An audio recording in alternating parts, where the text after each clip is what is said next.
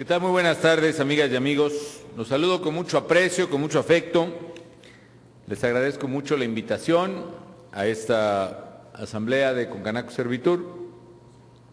Saludo al maestro Jorge Enrique Dávila Flores, presidente de Concanaco Servitur. Le agradezco enormemente la invitación. También a los señores gobernadores aquí presentes, al contador público Emilio González Márquez, gobernador del estado de Jalisco, al licenciado Jorge Juan Torres López, gobernador del estado de Coahuila. Saludo también, desde luego,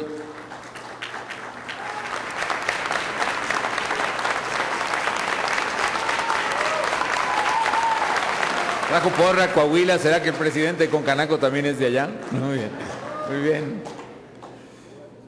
Saludo también, desde luego, y con aprecio al licenciado Joaquín Gamboa Pascoe, secretario general de la Confederación de Trabajadores de México, presidente del Congreso del Trabajo, al diputado Amador Monroy Estrada, representante de la Cámara de Diputados, también a los dirigentes empresariales aquí presentes, al contador público Mario Sánchez Ruiz, presidente del Consejo Coordinador Empresarial, a quien le felicito por haber sido reelecto al frente de esta importante organización, al ingeniero Salomón Presburger, presidente de la Confederación de Cámaras Industriales, al ingeniero Sergio Enrique Cervantes, presidente de la Cámara Nacional de la Industria de la Transformación, al maestro José Méndez Fabre, presidente de la Asociación Mexicana de Intermediarios Bursátiles, al licenciado Vicente Yáñez, presidente de la Asociación Nacional de Tiendas de Autoservicio y Departamentales, al licenciado Arturo Mendicuti, presidente de la Cámara Nacional de Comercio de la Ciudad de México, al licenciado Luis Robles Miaja, presidente de la Asociación de Bancos de México, a todos los integrantes de la mesa de honor, estimados colaboradores, muy estimados invitados especiales, muy apreciadas y apreciados legisladores también aquí presentes, amigas y amigos empresarios de todo el país. Pues me llena de satisfacción el estar nuevamente con todos ustedes, acompañarlos en esta toma de protesta de la nueva mesa directiva de la Confederación de Cámaras Nacionales de Comercio, de Servicios y Turismo, la Concanaco Servitur. Me consta que todos ustedes son empresarias y empresarios comprometidos con el progreso y el desarrollo de nuestra gran nación. Quiero unirme, desde luego, a la felicitación a los expresidentes de este organismo empresarial, quienes hoy han sido merecidamente reconocidos por su impulso al comercio, a los servicios y al turismo del país. Hace un momento que entregábamos los reconocimientos, comentaba con Jorge Dávila, cuando se decía los años en que habían servido como presidentes de Concanaco, pues caray, los momentos tan difíciles que a cada uno de ellos le tocó, ¿no? Hay presidentes desde el 74, 76, y uno dice, híjole, qué momentos tan difíciles. Y otros del 80 y 82, y híjole, qué momentos tan difíciles, ¿no? Y luego del 86, 88, bueno, también, ¿no? Y también del 92, 94, qué momentos tan difíciles. Bueno, así nos fuimos, ¿no?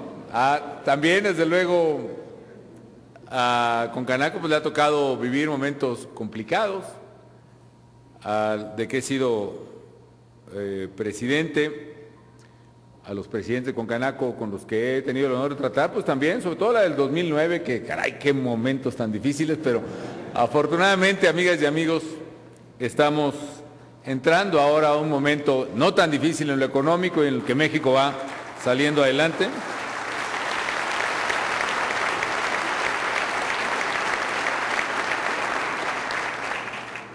Y por eso quiero reconocer el trabajo de Jorge Dávila al frente de Concanaco Servitur. Me parece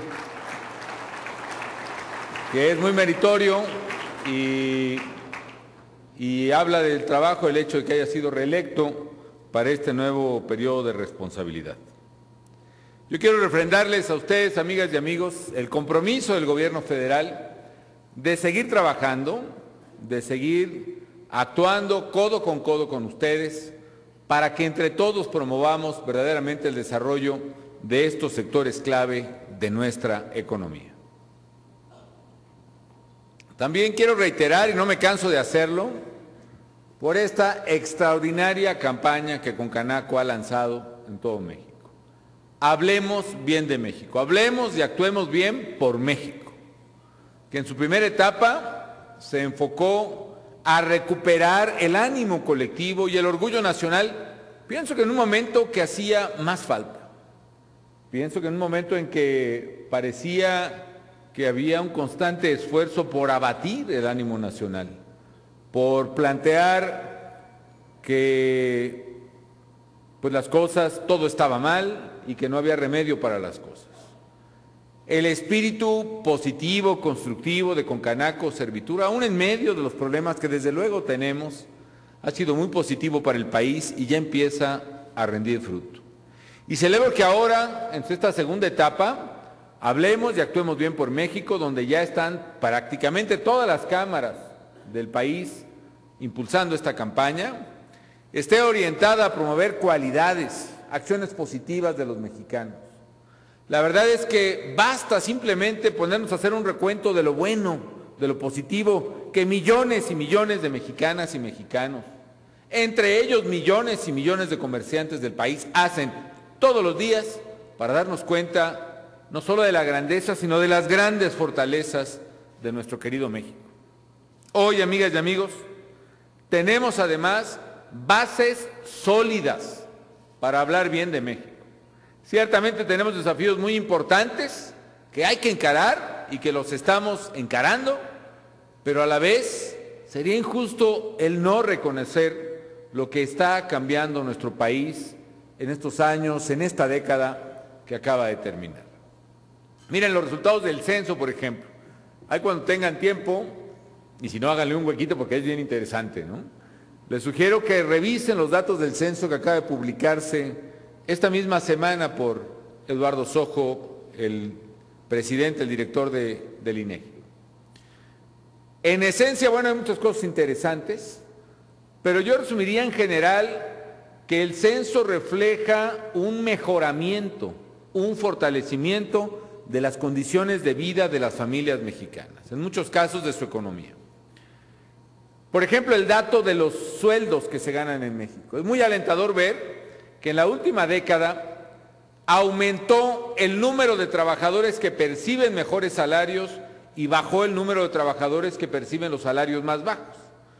Esto es, no solo es importante por el aumento nominal del salario, también en esta década, recordemos, es la primera vez que el salario mínimo gana poder adquisitivo real en varias décadas, sino también porque en estos 10 años está mejorando la composición de la gente asalariada en el país en cuanto a su ingreso. Miren, en los últimos 10 años concretamente, quienes ganan más de 3 salarios mínimos aumentaron del 25 al 33%.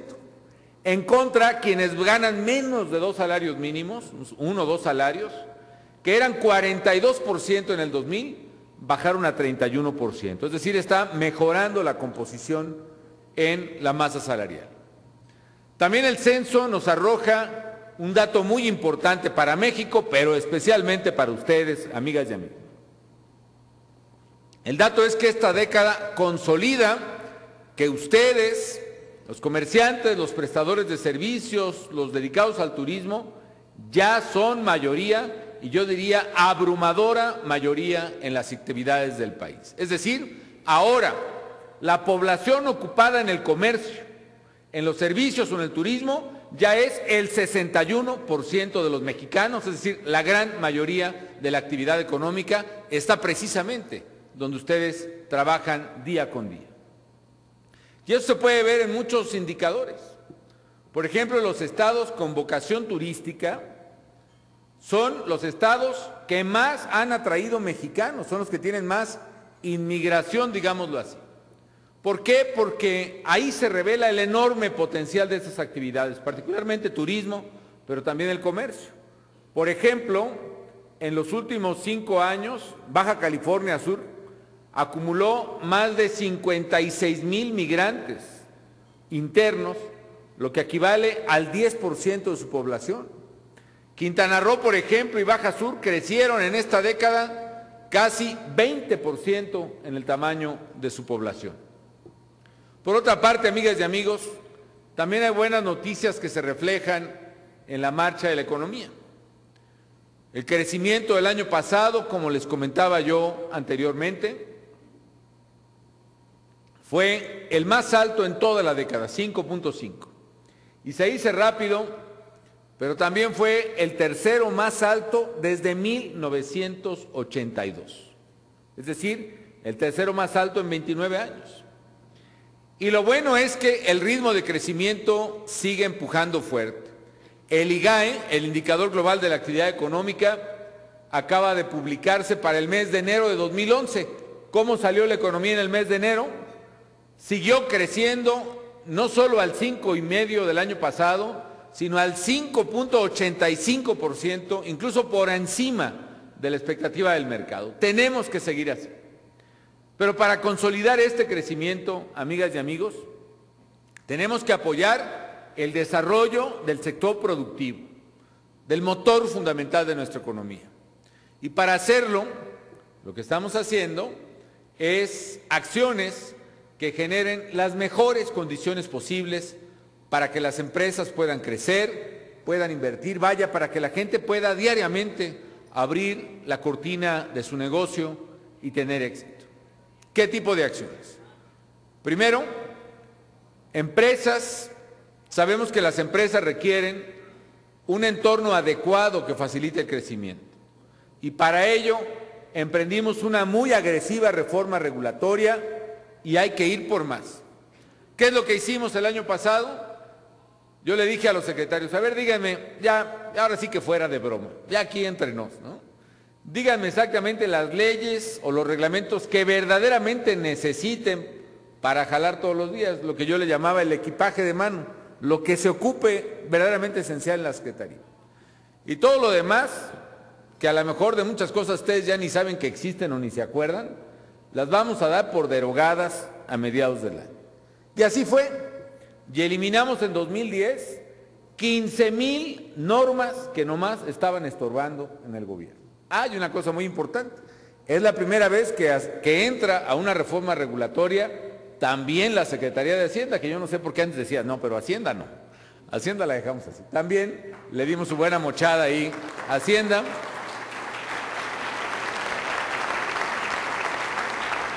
Simplificamos el proceso para abrir empresas. Ustedes recordarán, cuando iniciaron su negocio, pues a nivel federal todo lo que tenían que hacer, había que ir a Relaciones Exteriores, ¿no? A Relaciones Exteriores a pedir permiso, yo no sé, por Relaciones Exteriores, pues qué tiene que ver, pero en fin. Luego había que ir, obviamente, a Hacienda, y luego había que ir al Seguro Social, y luego Economía, que antes era Comercio, y luego, pues de Herodes a Pilatos. Desde luego ir con el notario, en fin. Ahora, amigas y amigos, con el portal tuempresa.gov.mx, se puede, alguien quiere abrir una empresa, por lo menos del lado federal, porque sé que todavía falta meterle a la parte local, que el permiso, el uso de suelo, etcétera, es una parte todavía engorrosa, pero del lado federal se pueden cumplir todos los trámites federales en 2 horas en la oficina, no solo de un notario, sino de un contador público. Y con ello hemos reducido sustancialmente los costos. Yo le quiero sugerir a Concanaco Servitur, a nuestro amigo Jorge Dávila, que sigamos trabajando en esto. Es más, yo no quiero ser irresponsable en este punto, pero por ejemplo en materia regulatoria o incluso fiscal, me refiero a que no puedo ser responsable en el sentido de lo que no implique, digamos, una pérdida de ingreso de finanzas públicas, porque se requieren, pero que sí implique un beneficio en costos de desregulación para las empresas. Hagamos una mesa y veamos paso por paso qué cosa podemos eliminar, qué avisos podemos cancelar, qué declaraciones son inútiles para seguir este proceso desregulatorio.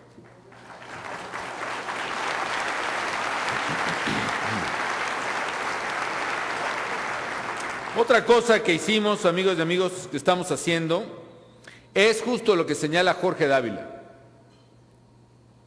que es el reto del financiamiento. Somos conscientes, amigas y amigos, de que quien invierte requiere financiarse, financiamiento oportuno, y no puede ser el especulador o el agiotista quien dé el financiamiento para un negocio lícito. La verdad, Un negocio lícito no puede tener tasas de interés de los 8 o los 10% mensuales que a veces llegan a cobrar los agiotistas. Necesitamos detonar crédito a pequeñas y medianas empresas y también lo estamos haciendo. Por ejemplo, y yo recibo con mucho gusto el documento que me ha pasado con Canaco Servitur, les ofrezco cumplidamente leerlo personalmente y echarme un buen clavado, como se dice en el diagnóstico, y recomendaciones para facilitar el acceso de crédito a las pymes a tasas competitivas. ¿Qué hicimos con pymes? Primero aumentamos el presupuesto para las pymes, lo hemos multiplicado por 4 o 5 en lo que va de mi gobierno. Hay una cosa muy curiosa, amigas y amigos. Sería importante echarle una revisada al presupuesto y respetuosamente invito a las legisladoras y legisladores que están aquí, porque pasa algo muy interesante. Tradicionalmente la economía mexicana, ¿dónde estaba, por ejemplo, hace 100 años, en la Revolución? La economía era agrícola. Como cualquier economía pobre, el grueso de las actividades estaban en el campo. Vaya, el 80% de la actividad está en el campo. Pero en la medida que va evolucionando una economía, pasan las actividades primero a la industria, al sector secundario, y luego al sector terciario. Eso es lo que nos dice el censo cuando dice que 61% de la actividad económica está en el comercio, en los servicios y en el turismo, en las empresas. Pero lo que no ha cambiado a la misma velocidad son los criterios que tenemos para asignar recursos, con lo cual implica que hoy, por ejemplo, recursos que van hacia el campo son varias y a veces decenas de veces más que los recursos que van a pymes. Y yo no digo que desequilibremos esta ecuación, sino que otorguemos el ímpetu que genera el apoyo público para apoyar las actividades donde se generan más empleos y empleos más rentables, que son, por ejemplo, en el sector terciario. Así que podemos, si hay colaboración de los legisladores, fortalecer aún más el apoyo a pymes, jerarquizando adecuadamente el presupuesto. Pero algo más no solo fue el monto, porque ahí, con los montos que se manejan para pymes, la verdad es que no hay monto que alcance si se reparte. ¿Qué es lo que hicimos? En lugar de darlo como antes a las empresas, y había unas cuantas ganonas que les tocaba su pizquita de presupuesto, lo estamos usando como colateral con el sistema bancario, con lo cual estamos detonando el crédito a las pymes. Y por esa razón, hoy hemos otorgado más de 235,000 millones de pesos de crédito a las pymes en los últimos 3 años, que es 5 veces más que el crédito que se otorgó en los 6 años de la anterior administración. Esto es muy significativo también, amigos, en algo que preocupa con Canaco, que son las tasas. Se han reducido de casi 30% de interés que tenían en 2007 a menos de 19 en 2010 y tenemos que seguir reduciendo esas tasas. Todavía siguen siendo, a mi juicio, muy altas. Y un plazo promedio que fue de 20 a 33 meses. Aquí estaba, ahorita que me dijo Jorge Dávila, hojeando el documento, y miren, bueno, en la página, bueno, no está numerado, pero hay una gráfica que, bueno, pues no alcanzan a ver ustedes, pero ahí se las imaginan un poquito, ¿no? Pero hay una gráfica que dice, la 2.1, inciso B, dice condiciones de acceso y costo al crédito bancario como limitantes para las operaciones corrientes de su empresa. Y son 3 barritas, una verde, una azul y una roja. Dice, en la encuesta, me imagino a los encuestados le preguntan ¿qué limitantes tienen? Las opciones son ninguna limitante, limitante menor y limitante mayor. Todavía en 2008 a finales, las empresas que dijeron no tengo ninguna limitante era el 32%. Y las empresas que dijeron tengo una limitante mayor era el 36%. En este 2010 a finales, sin embargo, las empresas que dijeron tengo una limitante mayor bajaron del 36,5% al 21%. Y las empresas que dijeron no tengo ninguna limitante subieron del 32% al 48%, casi la mitad. Lo cual implica que sí se está mejorando la accesibilidad al crédito. Ahora, yo con mucho gusto lo reviso, Jorge, para que verdaderamente a mí me interesa eso, que el sistema bancario le preste a las pequeñas y medianas empresas.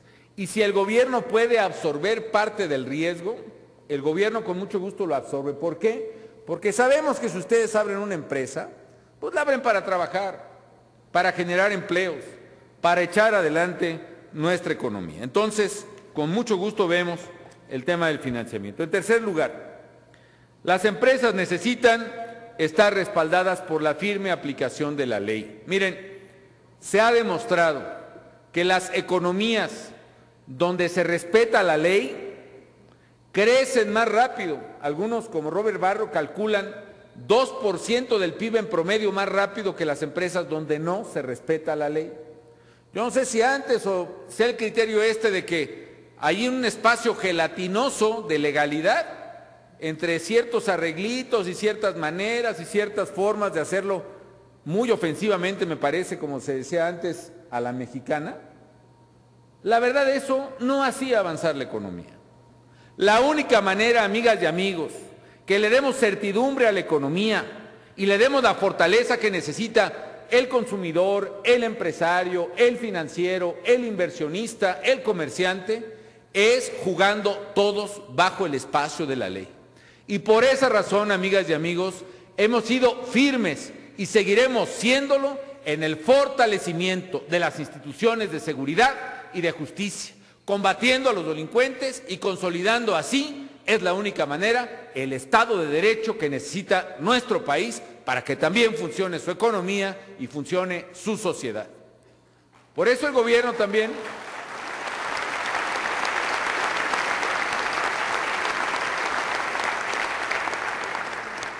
el gobierno está combatiendo y debe combatir más el comercio ilegal, porque sabemos que es una de sus grandes preocupaciones, con toda razón una injusticia para el comerciante establecido. Y por eso estamos actuando fuerte en contra de grupos criminales que, entre otras cosas, se dedican pues al comercio ilegal. Ya no digamos solo de comercio hecho sin respetar los derechos de propiedad, sino abierta y cínicamente vendiendo mercancía robada. Por eso es tan importante quebrar a las organizaciones criminales, porque ahora se dedican a todo eso. Se dedican a molestar a la gente, se dedican a su viejo negocio que era antes nomás pasar drogas a Estados Unidos, pero ahora las quieren meter a fuerzas en nuestras calles, en nuestras escuelas, en los antros, y encima de eso se dedican a extorsionar, y encima de eso se dedican a secuestrar, y encima de eso se dedican a vender mercancía pirata y pa' colmo hasta mercancía robada. Por eso es tan importante golpear y seguir confrontando a las organizaciones criminales.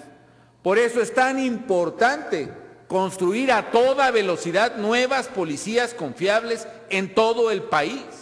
Nosotros lo estamos haciendo a nivel federal, pero amigas y amigos, el problema que ustedes tienen en su comunidad, unos más, otros menos, no es así de grandes capos y grandes cosas. Ustedes tienen el problema de la gente que está robando los coches, de la gente que está robando la mercancía, de la gente que está robando los comercios. Y eso solo se puede combatir con una policía de proximidad. Por eso es tan importante que entre todos, y aprovecho la presencia de gobernadores amigos aquí presentes, todos empujemos para que haya nuevas policías en el ámbito estatal, confiables, con mando único, como he propuesto al Congreso de la Unión. Es más, anticipo algo que pienso proponer a los gobernadores, que este mes de abril, que empieza mañana, nos lo demos para pasarles exámenes de control de confianza a dos. Se requiere pasarle a toda la policía, pero empecemos por algo básico. Que todos nos comprometamos a pasarles exámenes de control de confianza a los altos mandos de las instituciones de procuración de justicia y de seguridad pública en los estados. Procurador, subprocuradores, secretarios, subsecretarios y directores de policía. Y algo muy importante, que todos los integrantes de las unidades antisecuestro de las 32 entidades federativas también pasen su examen de control de confianza este mismo mes de abril. No veo razón para poder esperar más.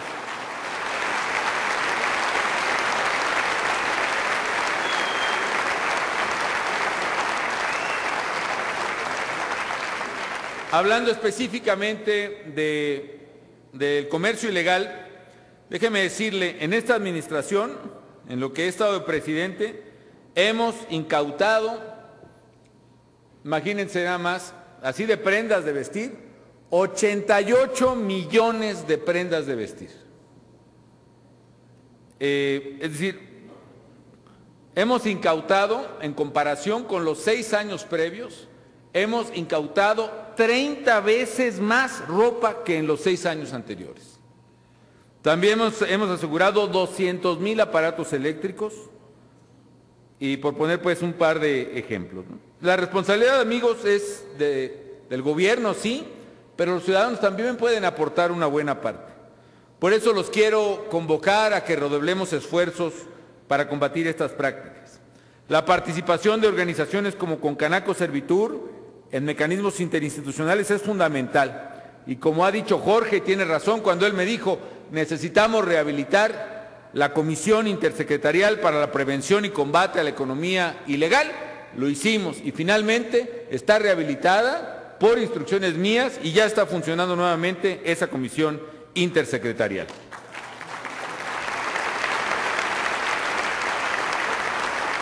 En cuarto lugar, amigos, ya para no extenderme más, cambios de fondo. Estoy totalmente de acuerdo.